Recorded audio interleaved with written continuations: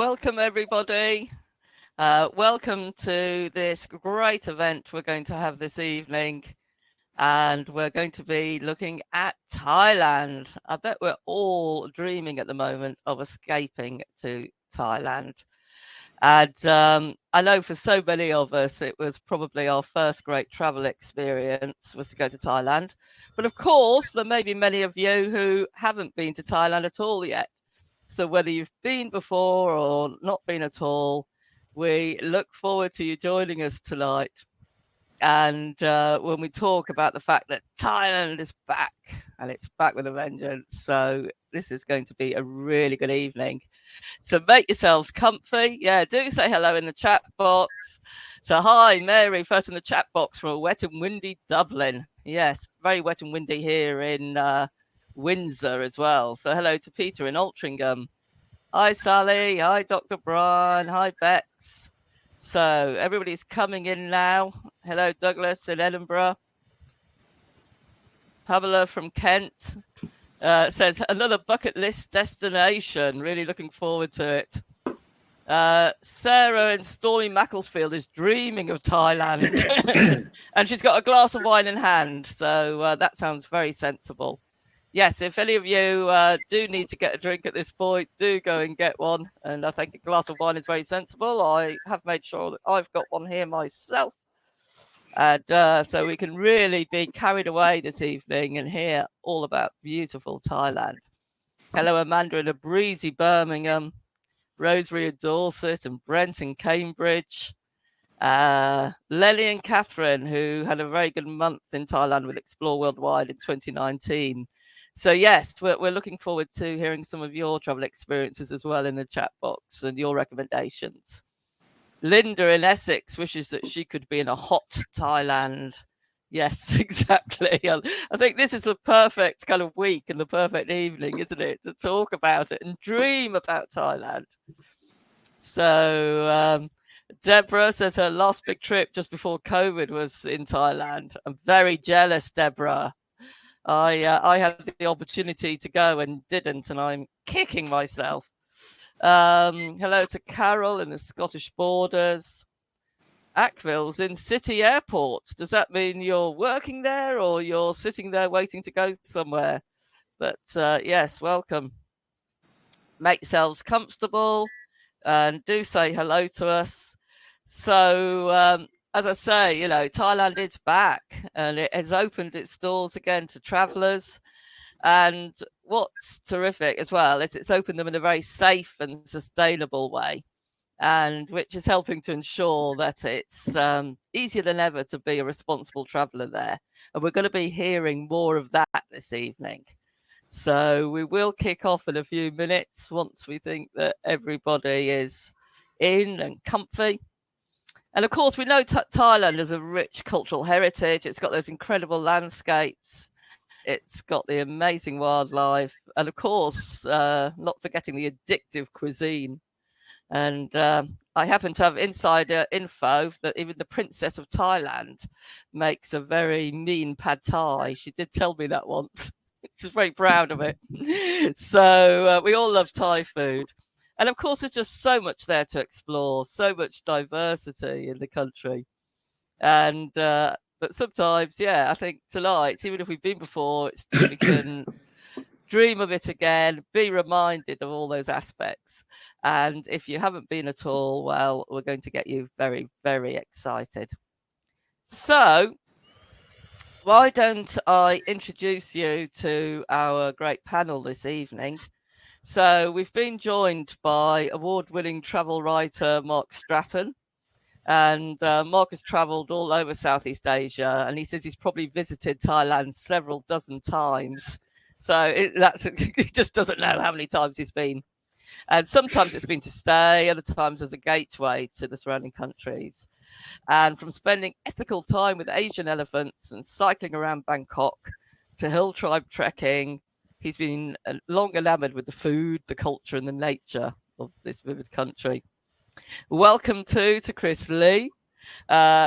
Chris has worked in the travel industry since 1995. I know he doesn't look old enough. But Chris joined the Tourism Authority of Thailand in 1997 And since then, he's visited his adopted country on over 100 occasions. And he says that after 24 years of visiting Thailand, he still has so much to see and so many new experiences. And I think that is generally the thing about it. There is so much there. And welcome to Neil Prothero from Abercrombie and Kent. Neil's worked in the travel industry for more than 20 years. I'm going to say a load of veterans here, but I hope you guys don't object to that phrase. So Neil's travelled to more than 60 countries, but now focuses on Thailand and on Asia. And he works as the product manager for Abercrombie and Kent. A&K, as we often call them. So if you hear me referring to A&K, that is, of course, who I mean. A very, very long-established and very good tour operator. So what we're going to be doing this evening, well, we're going to be getting inspired. We're going to be hearing from Chris about the Responsible Thailand Awards, which I'm sure many of you may well have nominated organisations in. We got hundreds of nominations. And of course, we also ran a competition to win a trip to Thailand. And Chris will be announcing the winner of that this evening as well on this webinar. And very, very exciting prize. And I know we had a lot of entries for that. Mark will be giving us a little bit of an overview of the country based on his dozens of visits, but also talking about his most recent trip this year. And then we'll be going to a Q&A. And for that, we'll be joined by Neil from A&K. And during the evening, his colleague Debbie will also be in the chat box, as will Rosie from Wanderlust. So do get your questions coming in during the evening. And as I say, any comments as well, or any recommendations that you do have yourself. And we will, even if we answer them as we go along, we will also very much answer them when we get to the Q&A. Now, we always get asked whether there's been a recording of the evening, and there will be. I'm pretty sure, for instance, some people are probably at the moment watching the in the UK will be watching the press conference that's happening on television. So don't worry if you do miss some of this evening, or if you do have to leave early, because we will be recording the evening and we will be sending out that link in a couple of days. So yes, so do not worry about that. Hello to Jackie, who says she visited Thailand in 2018 and can't wait to go back. Oh, yes, Jackie, I know what you mean. I think I've been something like 3 times, nowhere near as many as our esteemed panel. But again, I just know that I've barely scratched the surface, and there's so much more to see and do there. Hello to Ginger from Colorado. Oh, gosh. Thank you for joining us from Colorado. And hello, Colin from Rugby, and Philippa in Folkestone. So I think we should probably kick off. So why don't we watch a video to get us in the mood?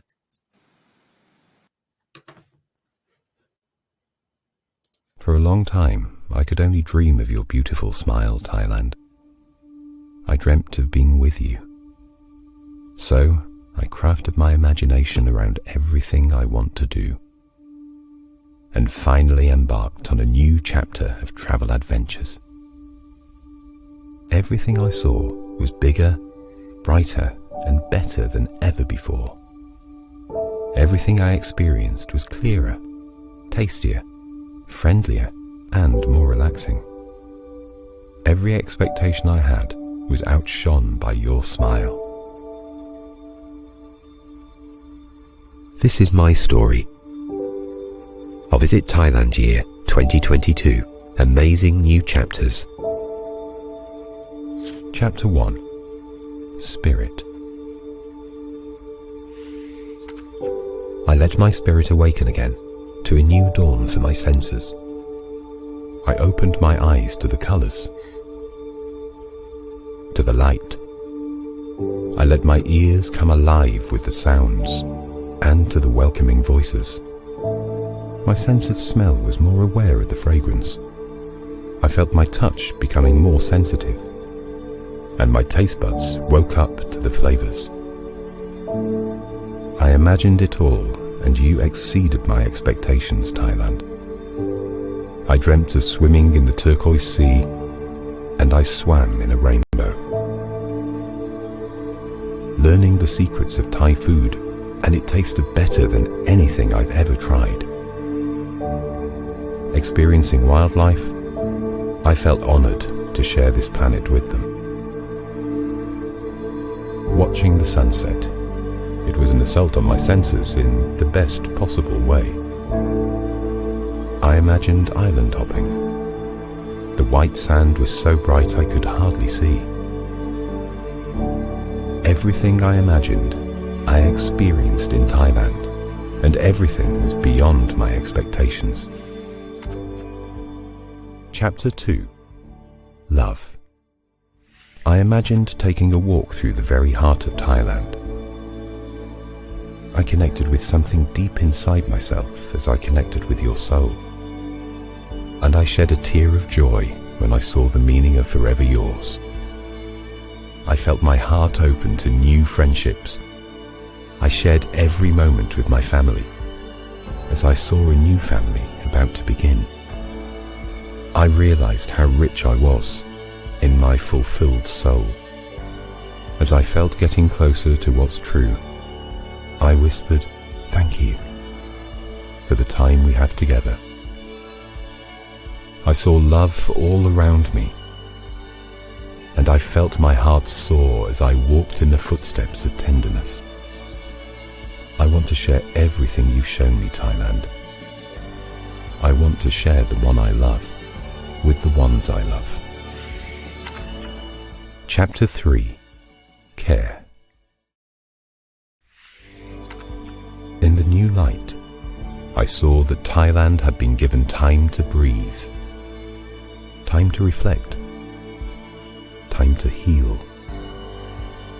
I saw it had been a gentle time of renewal, of rebirth. I reached out and touched the tender care. I saw how pristine the beaches are, and breathed in the difference. I experienced togetherness in a new, more sustainable way. I saw that shopping closer brings us closer. I felt my awareness growing. I wanted to slow things down with a green tour and synchronize my pace with my surroundings. When Thailand breathed in, so did I. When we exhaled, we did so in harmony.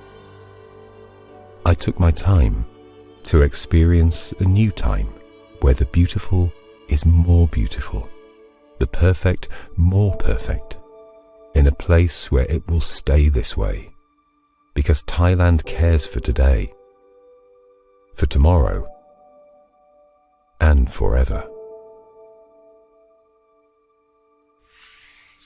The end.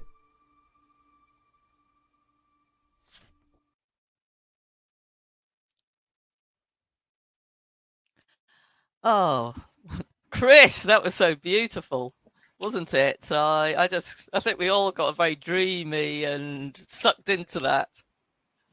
Thank you. Oh, no, beautiful video. Congratulations on that. So thank you again for joining us tonight. And yes, and I know you're going to tell us something about the Responsible Thailand Awards and who were the worthy winners this year. So I'll leave you to that. Thank you very much, Lynn, and welcome everybody. So just a few words about the Responsible Thailand Awards. So these awards, we're now in our 13th year, and the idea of them is to highlight and promote and shine a light really on Thailand's dedication to the conservation of its country's minerals and country's resources. It's about promoting sustainable tourism and a growing concern for all our planet. And it's to recognise outstanding contributions to growing Thailand as a sustainable destination, really shining a light on those companies that are doing this in the best possible way.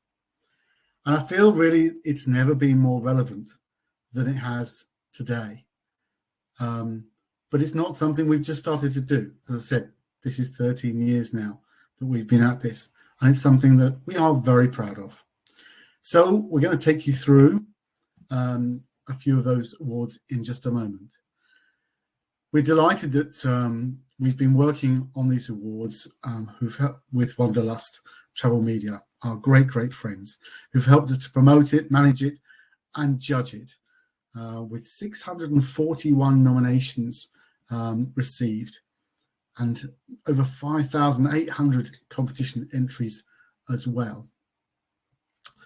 There was a competition. Basically, it has got a great prize, which we're going to announce the winner later. And the prize included 2 return tickets from London to Bangkok, with 2 domestic return tickets within Thailand, and a £2,000 voucher to book your Thailand trip of your choice. I wanted to say thank you again to the 4 judges, Lynn Hughes, Derek Moore, Prue Goody, and Claire Ansell as well. It's very important to us that we had an independent panel. It's not about us awarding ourselves these things, but really they brought great credibility in terms of running these awards.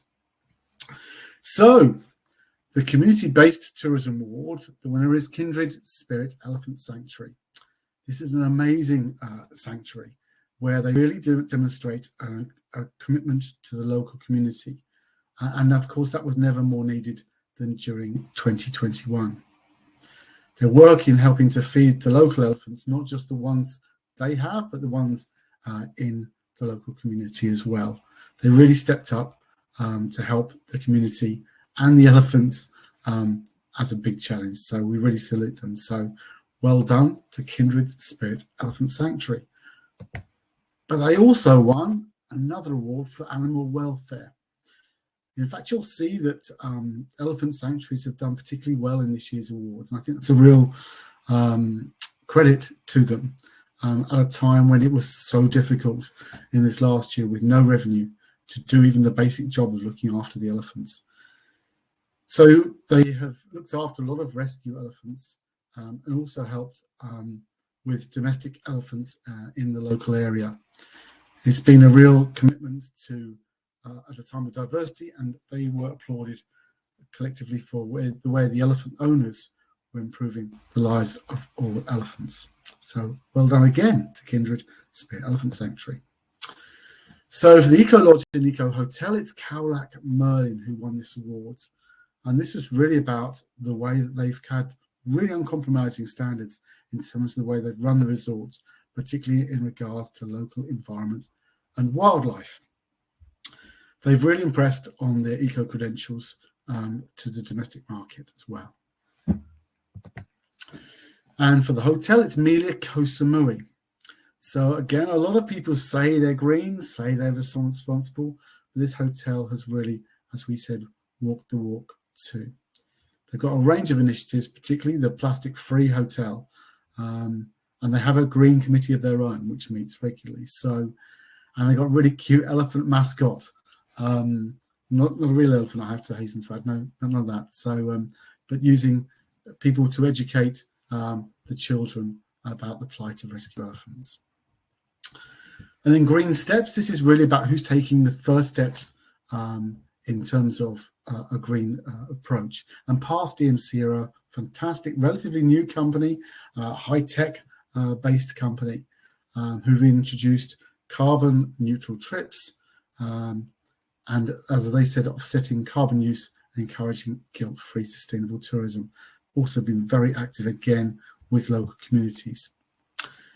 And our last award goes what we call Pandemic Heroes. So I suppose we had to reference the fact that in this last year and a half, nearly 2 years, that it's been so difficult for any organisation to even keep trading. And the Save the Elephant Foundation has done an amazing amount of work to help elephant owners and to take elephants out of situations where the owners can't really afford to look after them anymore, and to really keep them alive, well, and looked after. And also encouraging and educating elephant owners about how they should look after the elephants even better, so that as we're returning, that some of the more unethical activities of the past will be a thing of the past. They really represent something which is really close to my heart in terms of the way elephants are treated in Thailand, and how that's really, really improved and has set a benchmark for many around the world. So that's it from me. We say Kopkum Karap, which means thank you. Thank you to all our friends at Wanderlust and the judges particularly, and thank you for your time. Thanks so much for that, Chris. And were you surprised at all by the results? No, I suppose it was very interesting to see the elephant sanctuaries do particularly well. But I think that's a fantastic thing to see, because as I said, feeding an elephant is a very expensive business. So when you've got no money coming in, it really, it really sort of stood out as one of the big things to do. So it's so easy when times are hard to give up your green aspirations, but some really good examples of those who haven't. So good. Thank you. Yeah, no, absolutely. And I think, one of the big points there, of course, is that so many people's livelihoods depend on the elephants. So by helping the elephants, they're also helping so many people in so many communities. Yeah. Yeah, brilliant. Well, we'll see you later, Chris. Thank you so much for that. And now we're going to hear from travel writer and real sort of Wanderlust stalwart, Mark Stratton. So over to you, Mark. Thank you very much. Can you actually see me? My screen went black a minute ago. Right. Well, look, Sawadee, and welcome to this special evening marking the sort of relaunch of Thai tourism. And I'm delighted to be here and to say a few words about it. My working title for this was Thailand's Reopening, Renewed, Refreshed, and More Responsible. And I would imagine at the moment it's likely to be more refreshed than I am, because I've just stepped off a plane from the Cayman Islands in the Caribbean about 5 hours ago. So bear with me, please. Regarding reopening, well, Thailand has been open for fully vaccinated travellers now since November the 1st. Renewed and refreshed? Well, I took a recce to Phuket Island 2 months ago to see how this Thailand tourism would re-emerge, the procedures we'd need to go through in the pandemic world. And what I found there was a refreshed attitude, I think, towards visitors. People were so keen to see us come back because tourism is so important to their economy. And responsible, more responsible. Well, you've just seen Kun Lin announce the awards there. And there are some wonderful products out there enabling us to make a more positive impact through ethical and sustainable experiences. So I'm going to just familiarise us with Thailand. Obviously, it's the southeast. It's right in the heart of the Southeast Asian mass of countries. I've probably been there several dozen times over the years, flying into Bangkok, and I've either done stories within Thailand or I've travelled to their exotic neighbours, Cambodia, Laos, and Vietnam, and troubled Myanmar at the moment. And yes, so Bangkok is where it all begins for most of us, because there's many flights going from the UK to Bangkok. What can I say about this place? It's exhilarating. It's 24/7. It's a pulsating megapolis. There's street food on every corner, shopping, retail outlets everywhere, high rise. It's just incredible. At first, it might seem very, very daunting, but it's one of those places you'll find your niche and you'll find exactly what you want to do there. It's an amazing city. Beaches and islands, of course, some of us may just want to head to Thailand to relax and chill out on sort of talcum white soft sand beaches by the side of a turquoise lagoon trapped by a coral reef. And I took this photograph in Koh Tao, which is one of the Gulf of Thailand islands, quite beautiful and really well known for its diving, because the reefs are great for diving and snorkeling. So on our journey to reacquaint you, some people may be more energetic and want to go trekking and seeking out wildlife. One of my first ever trips to Thailand was trekking up in the Golden Triangle region in northern Thailand. And it just blew me away, the ethnic diversity up there, the Hmong people, the red Thai, the white Thai, the Karen. It was an extraordinarily exotic experience going to these very traditional villages on the borders, in the mountains and in the forests. And likewise, I was able to see wildlife, including a few fleeting sightings of an animal I've got a great deal of passion for, the Asian elephant. And we'll talk a little bit more about that later. And one of your base, well, the likely stepping stone to go into Chiang Mai is Chiang Mai. And it has a fantastic array of heavenly temples, as I've termed this slide here. Colossal temples, a great burgeoning food scene, and some really, really nice places to stay. And, well, festivals. I mean, there's a good chance you'll catch a festival while you're in Thailand. Songkran is very well known, and you're likely, it seems every year the kids get larger and larger water pistols to douse the farang, the foreigners. You just walk around town and get soaked. It's early April, and it marks the beginning of the Thai Buddhist year. And really, the best festival I've ever been to in Thailand was the Vegetarian Festival down in southern Thailand. Quite incredible. It's an old Taoist tradition whereby being vegetarian gives you strength. And you get people running across hot coals, self-harming themselves with knives, cutting their arms. There's blood everywhere, firecrackers going off, people sticking skewers in their cheeks. It sounds a bit grisly, but as a spectacle, it's quite extraordinary. Something I know less about is whole body and mind, but I'm reliably informed, and well, I know that Thailand has a world-class wellness and spa scene, many in own brands in large resorts and big famous hotels, and standalone spa brands as well. Probably my most exotic massage was in Wat Po Monastery in Bangkok, where a temple masseuse exacted a Thai massage on me, and I felt like I'd done 3 rounds of Thai kickboxing. But you invariably leave these things feeling like you're walking on air. Great markets. You'll probably recognize a pile of mangosteens there. I love browsing markets for the exotic fruits and the spices and the Thai pastes you can use for your curries. And you fill your boots full of vitamins anyway, because there's fruit shake stands everywhere. It's just an exotic plethora of many different fruits you've probably never heard of. And well, look, while we're on, we're going to be talking about sustainability tonight.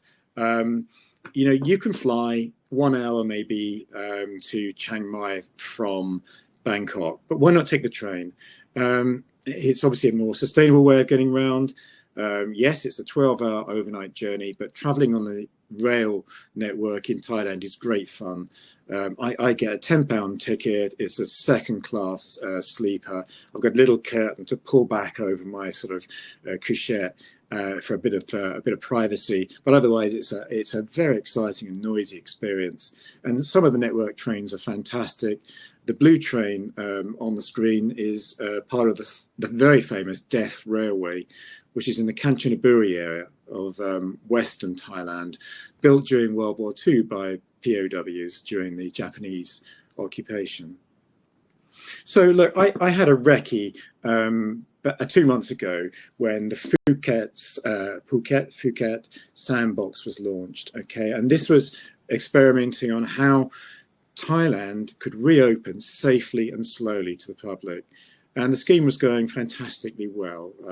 We ran into another government red zone hiccup, but the actual system in Phuket was going very, very well.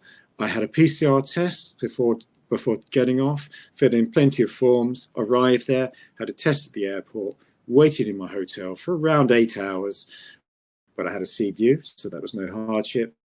And then I was free to go about it when I got a negative test result. Phuket is an island in the south of Thailand. There is a land bridge going to the mainland. It's one of the economic powerhouses of Thai tourism, mainly for its mass beach tourism scene. Now, it's not a natural fit for me, but actually what I found there, it was very, very quiet. And I started to find the real Thailand on this island, free of sort of the interruptions perhaps of coach parties everywhere, etc.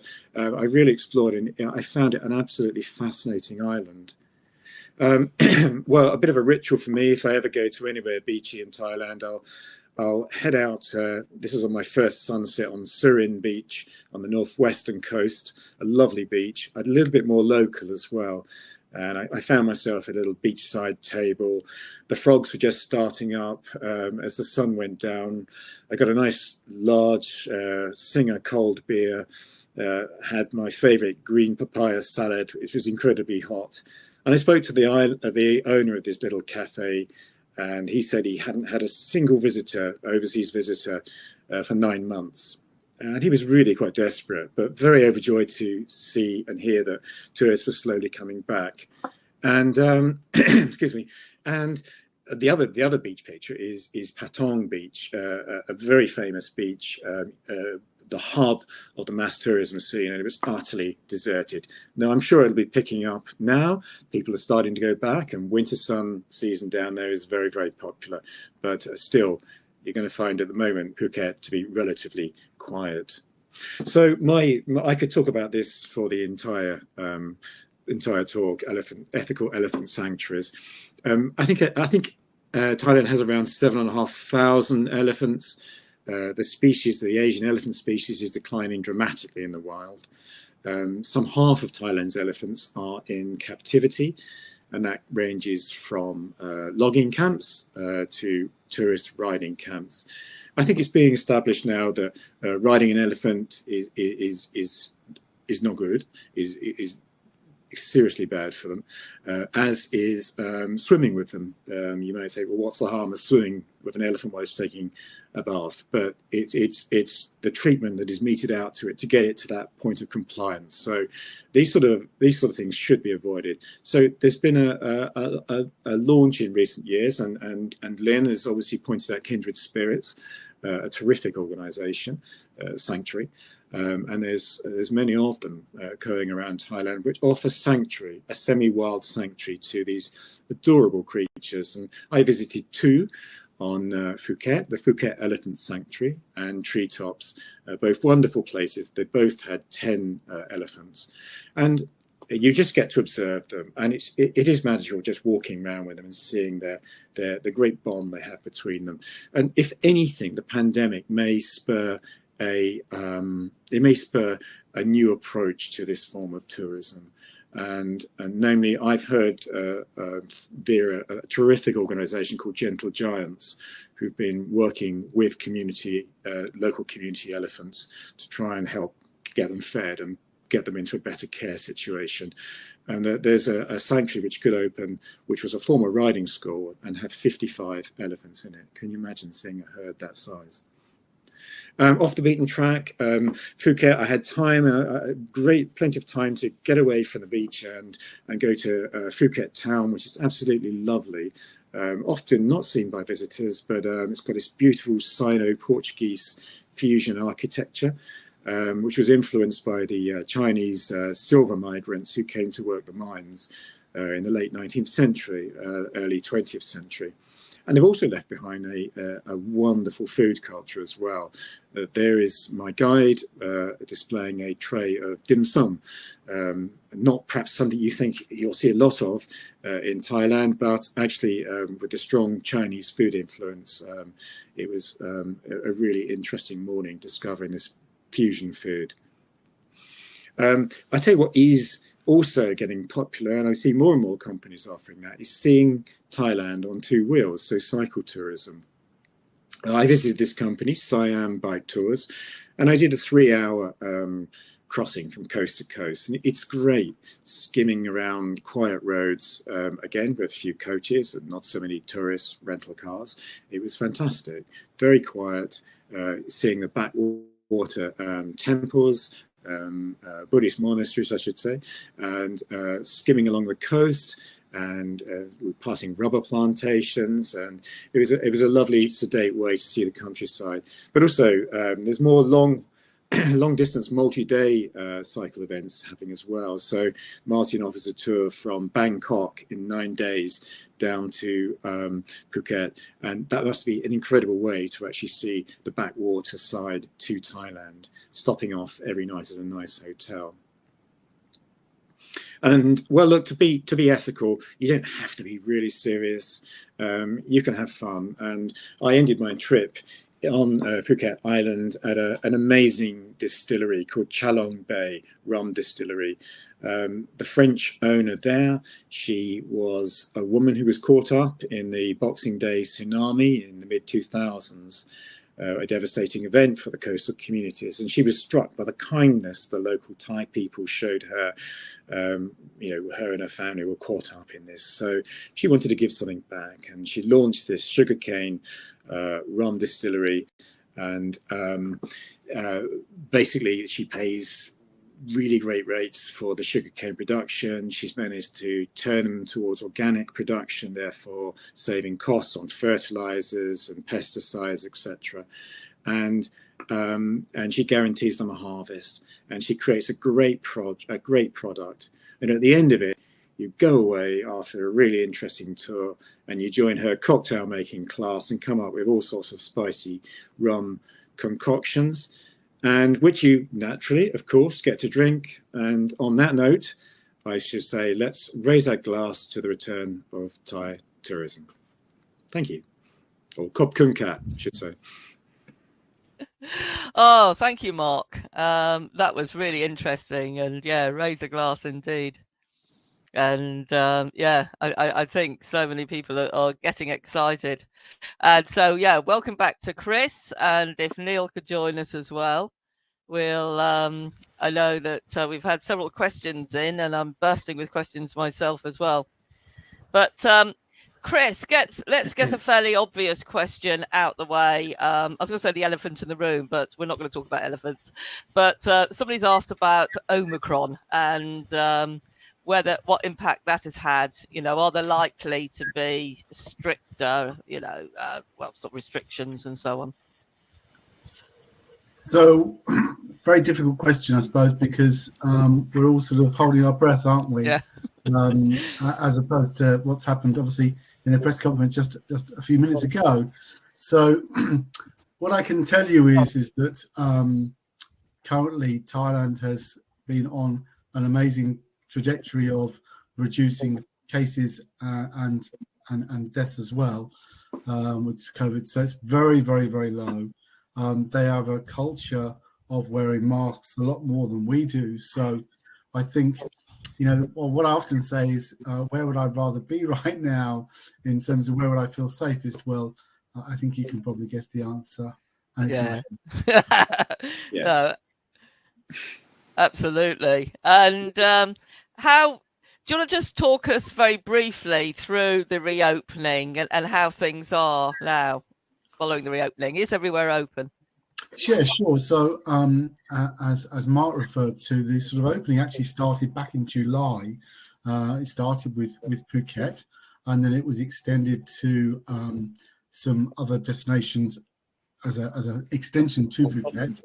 And then from the 1st of November, it was all destinations. Now, we have done this, I said, very slowly and surely. And some people have found it frustrating because it seems it's a lot to get people to put through. But I'm pretty proud of it in many ways, because I think we've shown a much more responsible way. It would have been so easy for a destination which is so reliant on tourism just to fling the doors open, let anybody in doing anything. But I think this is a sign of Thailand's commitment in terms of we want to do things right and take that opportunity. So as we speak, yes, everything is open.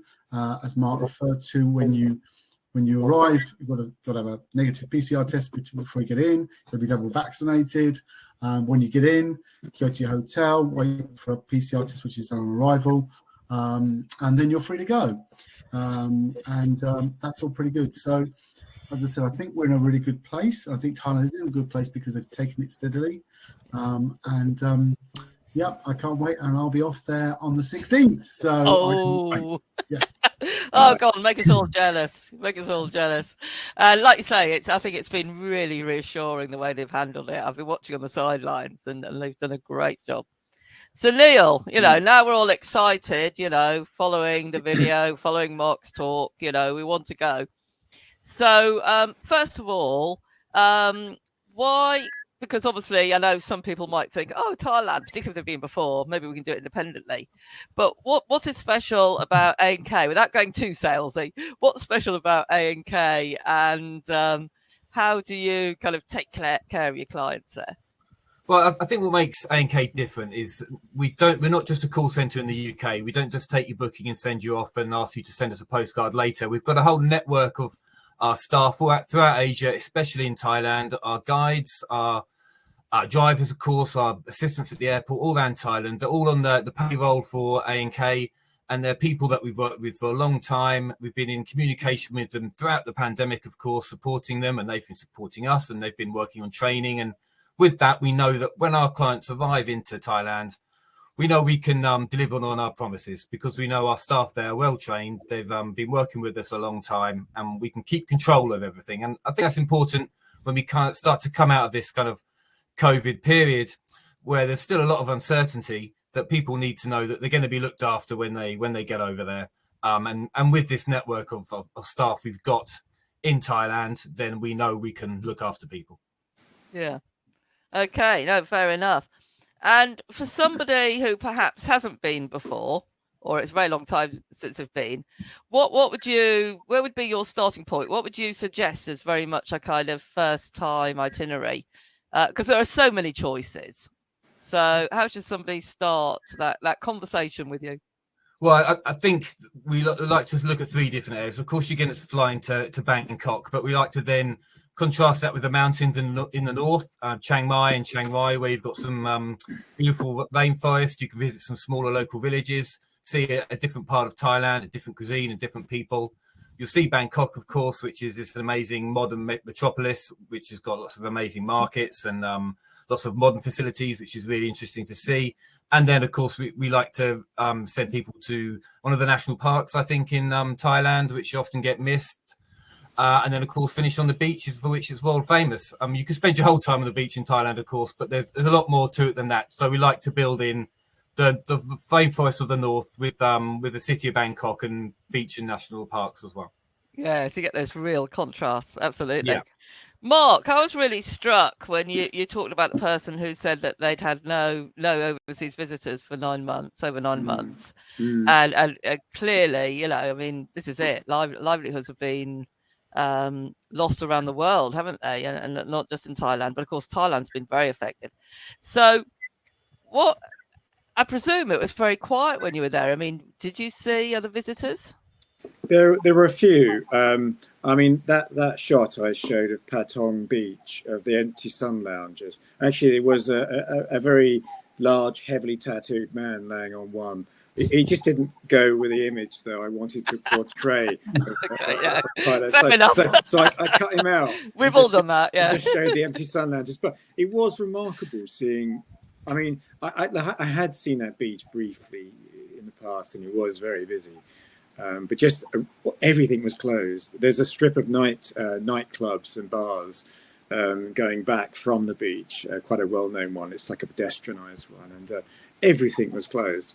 All shut up. So it was a strange time. But I did see it. And I actually saw where I was staying, which is in the north in Surin Beach. There were quite a few families there and couples. So it was starting to come back. But it was definitely, a slightly different scene, I would say. People who were going for more of a sort of cultural mix as opposed to pure beach. So I think that sector didn't seem to take them. But I don't know. I mean, Chris will probably have a better handle on that was 2 months ago, but it was interesting seeing, it really, I just felt like there was a new energy about everywhere I visited, and a real excitement about seeing people back, which I really liked.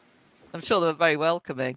Yes. So Neil, sorry, I'll come to Chris as well, but Neil first, have you heard, is that the sort of feedback you're getting? I mean, surely this must make it a great time to visit. Yeah, absolutely. I think 2022 is a wonderful opportunity for people to visit Thailand.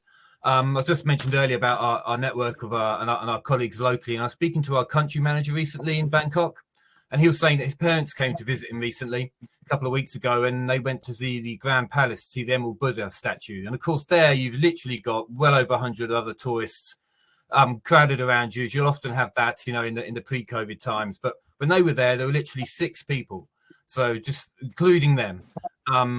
And you'd have to go back literally decades, I think. I'm not sure. I don't think I'm exaggerating there, to kind of have that kind of experience and see these areas, almost having them for yourself. And we often talk in tourism about getting to places before the crowds get there. And that's so difficult to do these days in the age of mass tourism. And of course, lots of regional and domestic and lots more nationalities are traveling a lot more now. But I think in Thailand, you've got a chance almost to do that next year, because we know tourism is going to come back in 2023 in a big way. But next year, if you can get there, you can go and see Thailand in a way that you've not been able to do for such a long time, but still know that the tourist infrastructure, the hotels and all the guides and all the restaurants and these kind of stuff is set up for you as well. So I think it's a wonderful opportunity for people that can make it there. Yeah, because Chris, I mean, to me, this sounds like the Thailand of 20, 30, 40 years ago. I mean, to me, this sounds wonderful. Yeah, I mean, to be honest, that's exactly what we said when we went in July. We said, and it's interesting. I mean, I can see there's a couple of points that Jeff Davis has made about, the prices in Phuket compared to the rest of Thailand being a lot more expensive. And Jeff, that's right. Like a lot of traditionally, a lot of big tourist areas tend to be more expensive than other parts. But what I would say is, again, being very honest with you, pre-COVID, Phuket was struggling. It's struggling with its infrastructure, with the amount of tourists that come in. But this has been a real restart, and visiting Phuket was exactly what you said, Lynn. It was like going 20 years ago when I first started going to Thailand, and it gave me a very different perspective of Phuket, I have to say. And if I can also mention, so Jeff has talked about the pricing in the national parks as well. It's a good point to be made. So you tend to find, Jeff, that if there's tours organised by people like Abercrombie and Kent, that the national park fees will be included within their tour price. So that's okay. But yes, they do charge more for us to go into the national parks than Thai people. That's absolutely the case. And I know some people find that difficult to accept, but I like to look at it as a sort of a way of us investing, if you like, as tourists and giving something back to help the national parks, because they are probably one of the most underrated but greatest value products that Thailand has. Oh, absolutely. I mean, personally, I never resent paying national park fees. I mean, they're jewels in the crown, and that is how rangers are paid and how wildlife is conserved. Absolutely. So, Neil, I know your colleague has already partly answered this in the chat box, but I didn't know if you had any other thoughts. So we've had somebody ask about taking their kids to Thailand and whether the panel would recommend going with children. So your colleague Debbie did actually sort of suggest that Chiang Mai would be a great place because of the range of activities there. Have you got any other thoughts? Yeah, absolutely. Chiang Mai and also the Chiang Rai, which I mentioned earlier, is up in the northeast kind of area in the Golden Triangle. You've got the forest there, of course, and you mentioned earlier about Mark was talking about seeing elephants there, and we know that the hotel, Anantara Hotel, has got an elephant sanctuary with it there with the hotel, so you can combine your accommodation, staying over, and you can also, by staying there, you're funding the elephant sanctuary as well. And they've got these amazing new jungle pods there where you can sleep out over in the evening in the jungle. You've got this clear pod so you can see the night sky, and in the morning then you're right next to the sanctuary so you can see the elephants coming through. So it's a really, really nice touch where you're giving something back, and you're funding these projects that Mark was mentioning, but also a pretty unique experience as well. Yeah, absolutely. Because maybe Mark or Chris, you could. I know, Mark, you've touched on this as well in your talk, but we've really seen this pivot, haven't we, in elephant tourism? and the sort of experience as it is now, where you know, I've seen the photos that Neil's talking about these pods that you can be in, and you can spend a day or sleep overnight, and you're looking out over elephants living very naturally. Would either of you like to talk a bit more about that? Well, I mean, yeah, I mean, I think we are seeing a change, as I said in my talk. We're definitely seeing a change in emphasis. I mean, and we need to drive that, I think, as certainly coming from the markets in Europe, because there's a different perspective towards elephants, perhaps, say, from other markets, let's say the Chinese market, who are very much into elephant riding. So I think we've got to try and help lead the way there for really good quality products, which respect the ethical nature of the treatment that's meted out to them and their welfare. So I think these sanctuaries, the pandemic has definitely put a lot of the ownership. This is going to be determined by not just our choices, but also a lot of these riding camps have gone out of business or are really struggling. So, and hopefully not too many of them will reopen. But then where do you put them after that? So what Neil's just said about designing new products around which are harmonious with their lifestyle is really, really important way ahead for us to give a different perspective. And there is definitely a number of sanctuaries emerging in Thailand, and I think they'll lead the way on that, because in other countries the species is really struggling. In India and Sri Lanka and Bangladesh recently, they've been some terrible incidences in Bangladesh recently. So Thailand really has got the infrastructure, it's got the capacity to design really innovative tourism around these creatures. So it's not just a case of just sending them all back to the jungle where they should be, and that would be fantastic.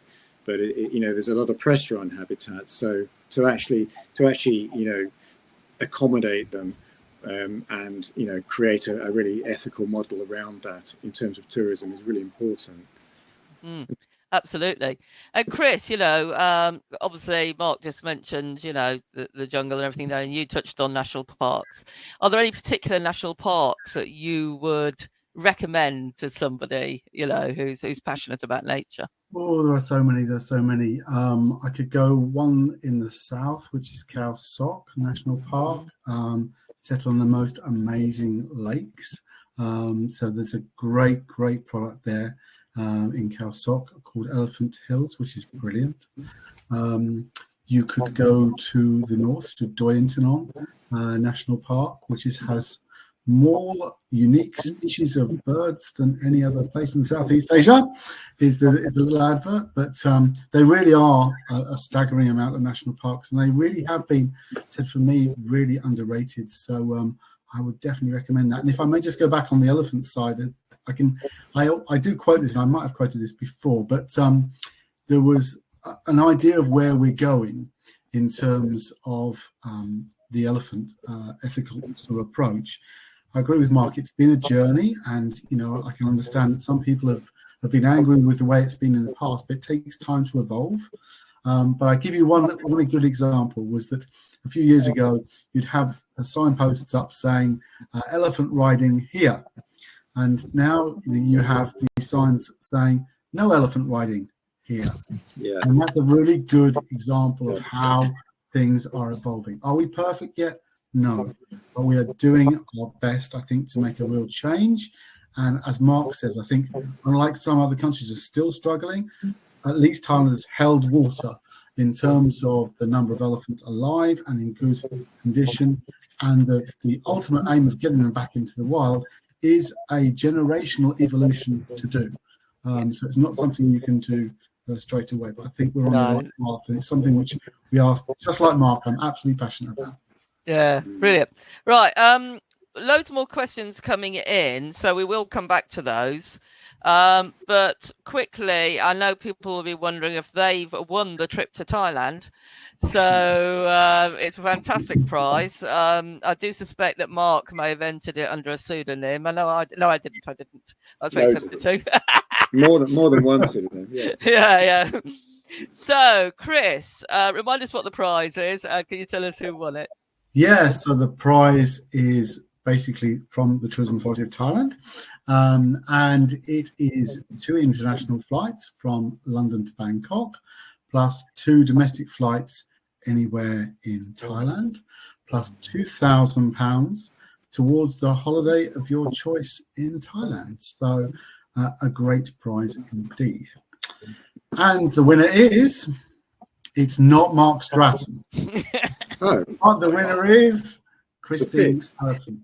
Christine Allison. So well done. Brilliant. Christine. Yeah, well done, Christine. If you're on the call tonight, hope you are, and we will be getting in touch with you about that and hooking you up with Chris. Okay, that sounds brilliant. So back to questions. For anybody wondering, we'll be carrying on for about another 10 minutes. I know there's so many distractions this evening with the political events of the day, but do stay with us for the next 10 minutes, and we will be sending out a recording of this evening. And if you're interested, for instance, in the national parks, we will be getting Chris's recommendations into that follow-up email as well with the recording of this evening, plus some other useful info and links. So let's look at some more questions. So Bex asks, we're heading to Thailand for a month. How would you recommend splitting the time? Particularly interested in island recommendations, as there are so many. Neil, do you want to take that one? Well, I was going to say that's a really difficult one because, as you say, there's so many islands. They're all so different. What we do as a tour operator is, I know you just got that small question there, but we always want to ask a lot more questions of the client of what they want from it, because there's so many different things. If you're into diving or snorkeling or restaurants or nightlife, if you want a quiet beach, if you want a busy beach with a little bit more, a little bit more going on in the evenings. There's so many different things that people would want. And if we just recommend Koh Tao, for example, is a beautiful little island north of Koh Samui. It's a bit of a favourite of ours, but that might not suit this Bex Holland, for example. Until we know more from people, it's really hard to make one recommendation. So sorry, give us a call and we'll talk about it more, and we can find out more about what you want, because like I said, with Thailand, you're blessed with so many options. It's really difficult to pick one. Of course it is. No, I know it is. But Chris, I'm going to put you on the spot. Come on, I want an actual recommendation. I know it's not going to suit everybody. If I came to you and said, Chris, I want to choose an island, where should I go?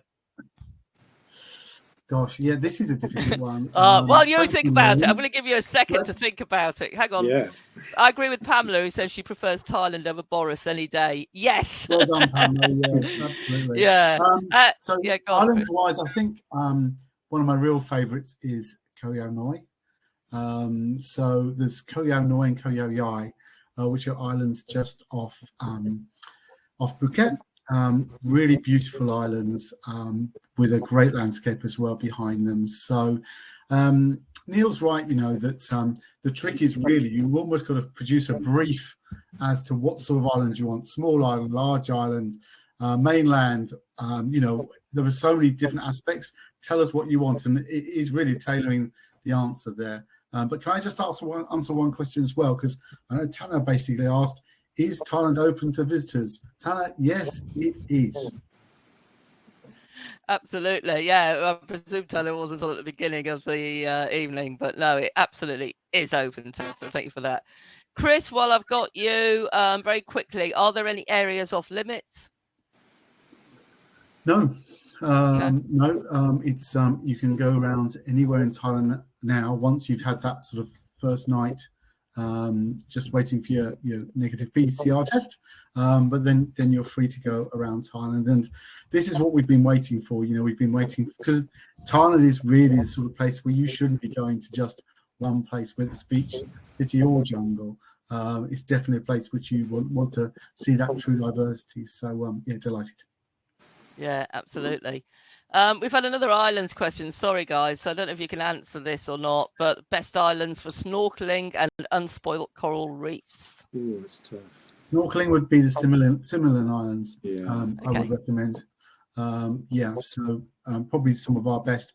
In terms of diving, Koh Tao has always been a bit of a mecca for divers who are learning to dive. So my great fact for today is 3% of the world's divers, PADI divers, qualified in Koh Tao. Strange but true. Very, very good. Interesting fact to know.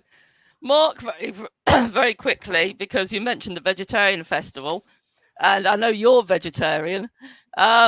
Is Thailand a good place for vegetarian food? Because I think we tend to think of it as perhaps seafood and, lots of different things. But how do you get on there as a vegetarian? Yeah, very well. I'm actually vegan, so I was for many years vegetarian, so you're very easy. I mean, the reason being is they don't just fall into the substitute of getting like a substitute product, like a substitute burger, and putting it in a bun and serving it with some chips, which is quite often a frequent dish for me. But you'll actually get amazing Thai cookery, beautifully spiced, beautifully flavored, and you've got a delicious meal. They use a lot of tofu, bean curd, so you've got a lovely protein array. So it's really, really. I mean, I'm thinking of like something like a sticky mango rice, for instance. Sticky rice, bit of mango, coconut milk. It's just a world-class, adorable dessert, and it's completely vegan, vegetarian. So I find it pretty easy. The only one thing you have to watch out with is fish sauce. It appears in the ground foundations for many Thai curries, but it's pretty easy, to be honest. It's pretty easy, yeah. Yeah. Okay. Oh, I think I'm getting hungry now. I know. I want to go and make some Thai food. Yeah. Yeah. Wonderful. Now, Neil, I know that if I ask Chris how long people should go for, he'd say, 3 months, or keep going back again and again. But what would you suggest as say for a first timer, or somebody who's got a job so they can't go for ages and ages? But what would you say would be the kind of minimum? Well, we do with our itineraries online. We're kind of pitching about 10 to 12 nights, which we think, when you include the flights as well, having that amount of time in Thailand, if you're going to see the different areas, as I mentioned earlier, if you're going to get the beach and the national parks and the city and the north, I think that's the minimum amount of time you need. But what I would say is, I think one thing that the last couple of years has taught us that you never know when your plans are going to be disrupted. You never know where you're going to be able to travel to. So I would say to people that going forward, take the opportunity to travel a bit longer, see a bit more than maybe you would have done. You never know when you're not going to be able to travel again, is what I'm trying to say. And we've seen that in the last couple of years. And I'm sure there were lots of people, maybe someone in the chat mentioned earlier, that they were going to book a trip back in 2019. And if they thought, no, I'll leave it till 2020, there's always another year. And now they've not been able to go. So if you've kind of got it in your mind that you'll go for, and this is one thing with Thailand, people will often treat it as a stopover destination to go somewhere else. If you're we're thinking of stopping one night in Bangkok, I would say give yourself a lot more time. It's an amazing country. You never know when you're going to get the chance to travel again. See as much as you can on your trip next year. Yeah, absolutely. And I couldn't agree more. Right, we are going to have to wrap up in a few minutes. So I will be asking each of you if you had to just give one recommendation for something to do in Thailand when we all want to go and visit in 2022. I want to know what that is. And I know that's really difficult. So I'll give you a moment to think about that. And meanwhile, for everybody watching this evening, thank you so much. It's been great to have you here. As a reminder, we will be sending out the follow-up email, and it will have the link to this evening's recording, lots of useful links and information. And we will include the recommendations that our panel are about to come out with. We'll include those recommendations as well on the islands and on the national parks that were mentioned. And there'll be just lots of other very useful info in there too. So, esteemed panel, now I know this is always really difficult to narrow things down to one experience when there are so many that somebody could do. But Neil, shall we start with you? What would be your one recommendation? Yeah, I think it's really important when you travel anywhere in the world, but Thailand's a great example, is to make sure you see a bit of daily life, a bit of local culture, and how people how people live. And I think a great place to do that is to visit some of the markets, especially in Bangkok, where you've got a hive of activity, lots of people meeting there to obviously to eat, which is a great thing to do in Thailand, but, you know, to gossip and to catch up, and it's see a little bit of local life. And if you take a guide with you, of course, you can visit these places by yourself, but if you take a guide with you, then of course they can help you with that interaction in terms of meeting people and talking to people. And of course, you can use your time a lot better because they know where they're going. So in 2 or 3 hours, you can get a really good experience. And Thailand, of course, we've talked about beaches and elephant parks, and we've talked about the jungle and all these places you can see. But it's quite easy to kind of miss the people as well if you just concentrate on those areas. And visiting the markets of Bangkok, I think, is a great way to see more of the daily life of people in Thailand. And you know, you're going to be flying to Bangkok anyway. You're going to need a couple of days there to get over what's going to be quite a long flight. And it's a great introduction, I think, to your trip to Thailand. Absolutely. I'm so glad you brought that up, because I think we all start dreaming about, the islands, the mountains, you know, the wildlife, all the other things we've been talking about. But absolutely right. Bangkok itself has got so much to offer. So thank you for that. Yeah, Mark. Okay, one recommendation. Okay, 1.5, and I'll speak really fast. The half would be a backwater, a back road cycling tour in Bangkok. ABC Cycling.